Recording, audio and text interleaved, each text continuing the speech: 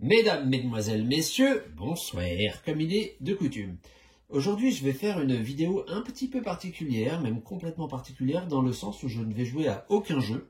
Je vais simplement vous présenter mes sleeves préférés. Alors, pour vous illustrer ces choix, j'ai choisi le jeu des cartes du jeu Marvel Champions, puisqu'il se trouve que je vais avoir besoin de les sleever, puisque certaines cartes, notamment les cartes du paquet standard qui sont utilisées à chaque partie, commence vraiment à s'abîmer. Là, je vous en montre une, alors est-ce qu'on voit bien, je ne sais pas trop, mais vous avez le coin qui commence vraiment à se décoller là. Donc il est temps de les sleever. Alors, petite parenthèse qui me permet de vous faire remarquer qu'il n'est pas nécessaire de sleever tous les jeux. On va vraiment protéger les cartes des jeux auxquels on joue beaucoup et qui demandent beaucoup de mélange. Bon, c'est le cas ici. Alors, je vais vous montrer 4 marques et puis on va y aller. Donc la première marque de sleeve que j'avais, enfin, je sais pas si c'est la première que j'ai eue, mais une que j'ai, ce sont les Acatrus. Alors ça, ce sont vraiment des cartes, des sleeves, pardon, d'entrée de gamme. Ça doit coûter 1 € le paquet. Ça fait le boulot, elles sont un petit peu grandes. Ouais, ça dépasse de 2 mm là sur le côté, un petit peu 1 mm je pense au-dessus. On sent que le plastique utilisé est vraiment très très léger, hein. C'est pas de la très grande qualité, ça va certainement s'abîmer rapidement. Ça risque à mon avis de se décoller aux coutures. Bon, leur avantage c'est qu'elles sont vraiment pas chères, et moi quand j'ai acheté ça, c'est certainement que il me manquait 1 ou 2 €, vous savez, sur la commande pour arriver aux frais de port gratuits, donc j'ai dû m'en mettre un paquet ou deux. Il se trouve qu'en plus, bon, j'en ai l'utilité malgré tout, puisque je travaille moi-même à essayer d'inventer un jeu. Et quand je fais des cartes, je les imprime sur du papier quelconque et à la rigueur j'en mets 2 épaisseurs, puis je mets ça dans une sleeve et puis ça fait l'affaire. Deuxième type de sleeve que j'ai essayé, ce sont donc des Mayday Games Card Sleeves. D'accord.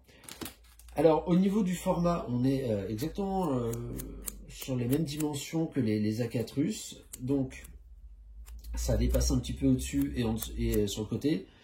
En revanche, on sent déjà que le plastique est de meilleure qualité. Troisième format que j'ai eu testé, ce sont des sleeves de la marque Ultra Pro. Donc des sleeves standards. Donc là, on a une qualité de plastique qui est équivalente, voire un tout petit peu supérieure au Mayday, enfin surtout équivalente. En revanche, on voit qu'elles sont plus grandes. Là, sur le côté, ça dépasse de 2-3 mm. Alors sur le dessus, c'est carrément 1,5 mm. C'est pas agréable. Et donc, récemment, et c'est pourquoi je vous fais cette vidéo, j'ai trouvé la sleeve qu'il me faut, qui est devenue ma sleeve préférée. Et du coup, j'en ai commandé 1000 d'un coup. Ce sont des sleeves de la marque Ultra Pro toujours. Alors c'est écrit au verso cette fois. Ultra Pro, mais Fit Sleeves, ajustés. Et là, vous voyez que, vous ne voyez même plus en fait, que la carte a été sleevée. Il y a un demi-millimètre de débordement sur les côtés et en haut, rien du tout. Rien du tout.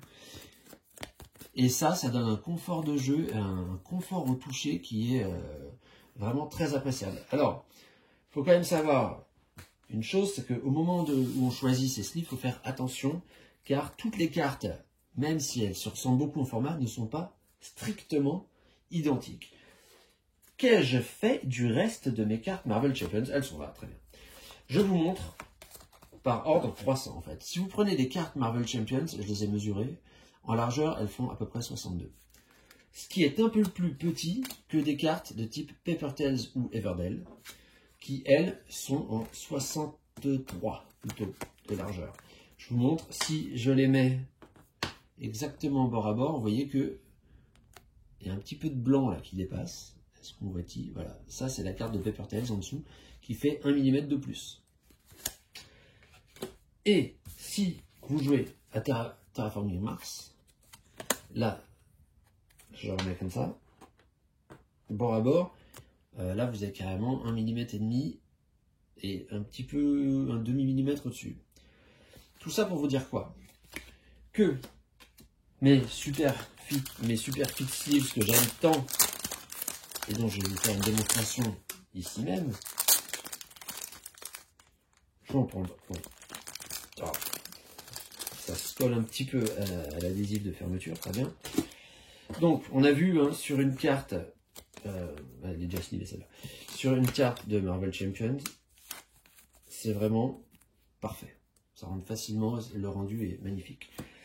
Sur les cartes de format un tout petit peu plus large, hein, il y a un demi millimètre, 0,7 mm peut-être de différence. Ça marche aussi, mais déjà il faut commencer à pousser pour que ça rentre. Vous voyez, hop. Mais par contre la carte est parfaitement slivée, ça s'ajuste aussi.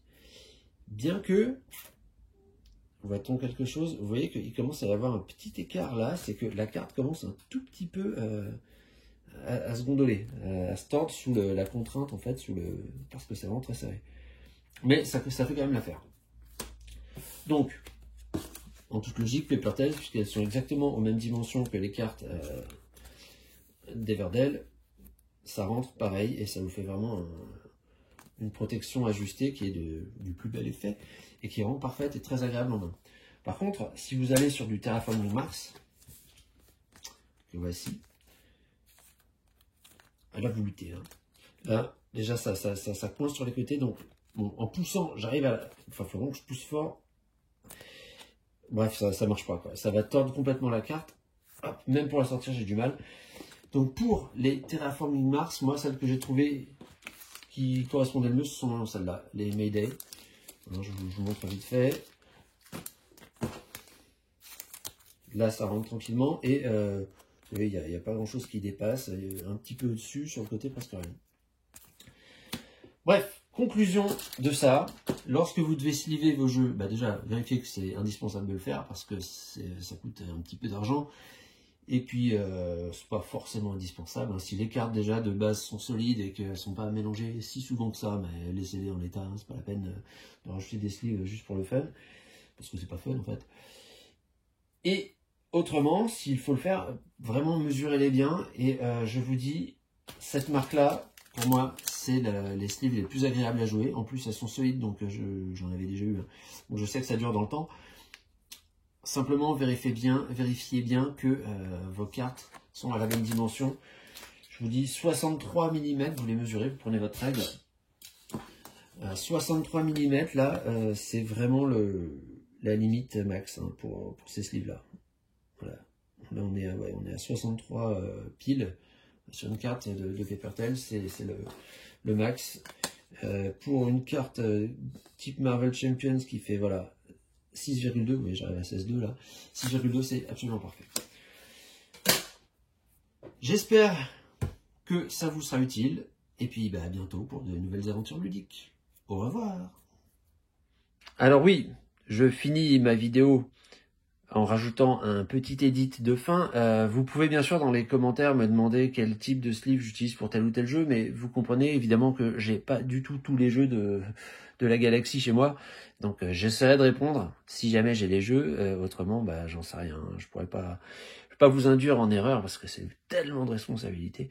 Donc je vous remercie d'avoir suivi cette vidéo et à bientôt pour de nouvelles aventures ludiques. Cette fois-ci je crois qu'on s'est tout dit, allez, salut, à bientôt, au revoir.